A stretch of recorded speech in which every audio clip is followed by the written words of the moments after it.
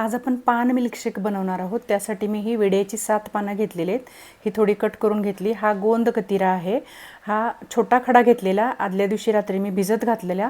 हा थंड गुणधर्माचा आहे, शक्तिवर्धक आहे, तसंच शरीरातील विषद्रव्य बाहेर काढण्यासाठी ह्याची मदत होते। 1 चमचा सब्जा बी घेतलेला आहे, हे सुद्धा रात्री भिजत घातलेलं। 1 चमचा बडीशेप घेतलेली आहे, ही सुद्धा रात्री भिजत घातलेली। 4 चमचे साखर घेतलेली आहे। हे सगळं एका मिक्सरच्या भांड्यामध्ये घ्यायचं आहे। थोडंसं लागलं तर वरून अजून थोडं पाणी घालायचं आहे आणि बारीक असं वाटून घ्यायचं आहे। साखरेच्या ऐवजी तुम्ही गुलकंद वापरला तरी सुद्धा चालणार आहे। या शेकमुळे बॉडी आतून थंड राहायला मदत होणार आहे। गोंद कतिरा वेट लॉससाठी सुद्धा उपयोगी आहे। हे छान असं वाटून झालेलं आहे। एक मोठा मग भरून मी दूध घातलेलं आहे, उकळून गार केलेलं दूध घातलेलं आहे। हे मस्तपैकी 4 ग्लासमध्ये ओतून बदामने गार्निशिंग केले। तुम्ही सुद्धा करून बघा आणि मला कमेंटमध्ये